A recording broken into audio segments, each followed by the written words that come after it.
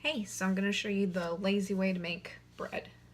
So I like to start with, or use entirely, very, very little utensils. So today, all you need is a glass bowl, a cup measure, set, or a combination of spoon measures, 2-cup measure, and something to mix it with. I also like to use one disposable glove. But I'll start off with, I go in with the salt that I'll need. It's 1.5 teaspoons total of salt. And then I go in with my oil in the 2-cup measure because that's going to be the wet ingredients. So I only have a 1/2 cup measure on here. So I'm just going to go half of that. And that goes into the main bowl. Don't really need to mix it. It can just sit there, honestly. It's time to fill this with hot water. I got 2 cups of hot water. And the reason why it's hot is because we're going to add some sugar and we want it to kind of dissolve. So it calls for 2/3 a cup of sugar. If anything, I like to go a little over. Gets it nice and sweet. But we're at 2/3 a cup, pretty much. Stir that up. I really would like a 3-cup measure because then I'd have more room for the sugar, water. After you've dissolved the sugar in the water, test it. It's warm now instead of hot. So I'm going to proof the yeast. So it calls for 1.5 tablespoons. And mix that in as well.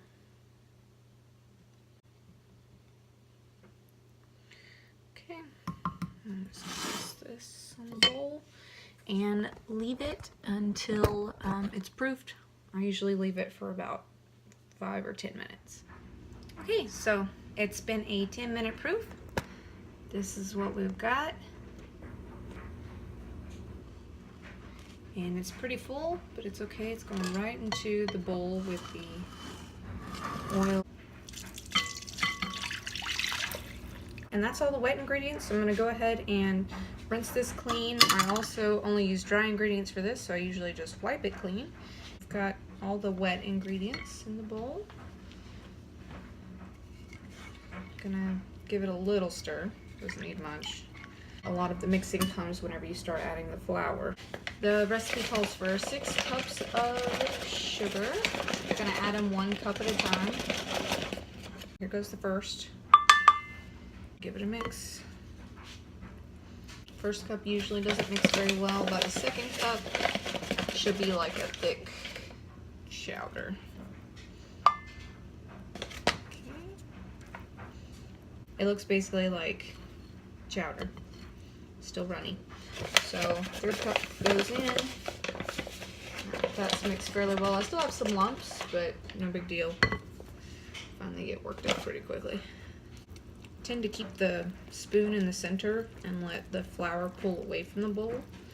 Find that it keeps the flour from riding up the sides, especially since my sides are not very tall. Now this is like a very thick, almost a paste. So we'll go for the 4th cup.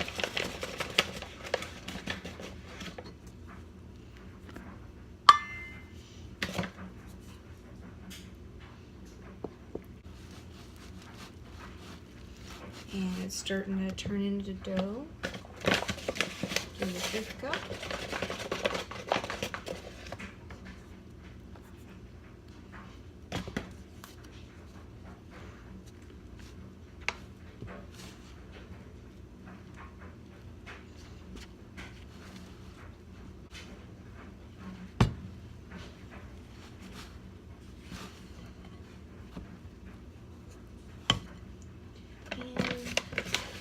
Last.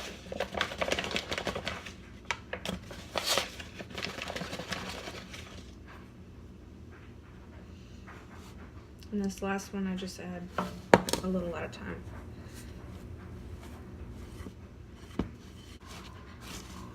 Will still be pretty sticky in spots, and so just add the flour. Still pretty sticky. At this point usually I decided going in with my hands is better, so get my glove on. I just wear a disposable glove because I have long fingernails and I hate to have to brush the flour out from them. But at this point, we're going in by hand. And so I'm just gonna fold in the flour. Keep in mind I've still got probably half a cup left. So I'm gonna keep adding that and sort of just folding it over into itself, pushing it in the bowl. Now that I've added all the flour, I'm just gonna knead the dough until it's no longer sticky and it's got some elasticity to it. So I've mixed in all of the flour that I had and it's still a little sticky, so I'm gonna go in for a little bit more. I don't really want to add more than half a cup total, so just a little at a time. I'm just gonna keep adding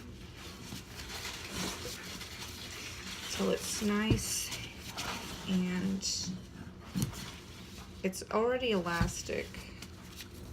Stretches pretty good, but I don't want any stickiness either. And a lot of people usually knead this on a flat surface or a countertop where you can sort of push it out. But I find if you just push it from one side of the bowl to the other, it does just as good a job while only getting one surface really dirty. Okay, now I've got the dough less sticky, and I'm just gonna coat it with oil and cover it with a rag and let it sit for an hour. All right, so it's been an hour. I've had the dough sitting under a damp towel. It's risen very nicely. And we're just gonna set the towel to the side. I've got a couple of pans here. And what I'm gonna do is punch down the dough. Going in with one more glove.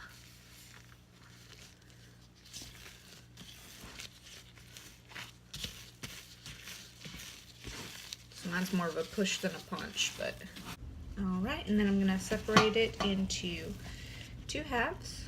So I'm just gonna sort of get it about even, press and pinch until I go all the way through.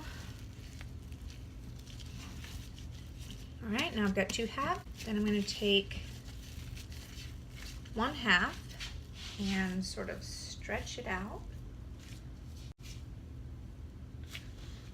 And then you take the flattened out dough, roll it long ways, and then tuck the end under, and that goes into the pan.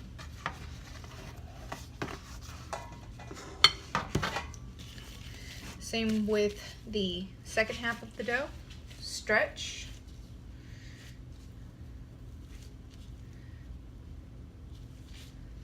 See how I'm just letting the weight take the dough down? You don't want to pull at it and tear the dough. Once it's flat, take it, roll it. Once it's rolled, tuck it and get it in the pan. Right, I've got two lovely loaves, and they're in two different pans. Then I'm gonna cover with the same damp towel, and we're gonna let it rise for 20 minutes. Okay, this has been proofing for about 20 minutes. At the 10-minute mark, I went on ahead and started the oven at 350 degrees, and we're just gonna bake these bad boys for 30 minutes. Okay, I just pulled these from the 350 degree oven.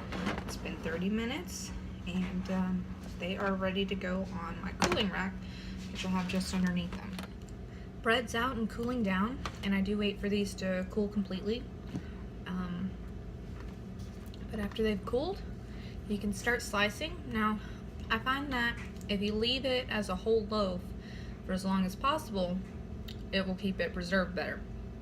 And usually to preserve it, I just put it in a gallon size storage bag get all of the air out of it, and pop it in the cabinet. And I've had this, I've had a loaf last me for a full week, so long as it hasn't been pre-cut. If I pre-cut the loaf, it only lasts me a few days. So that's pretty much all I have. That's how to make lazy bread using as few utensils as possible, as few time as possible, and as few effort as possible. They come out pretty good. I did have this batch want to stick to the pans. I don't think that I greased them well enough, so make sure you do that. But thanks for watching.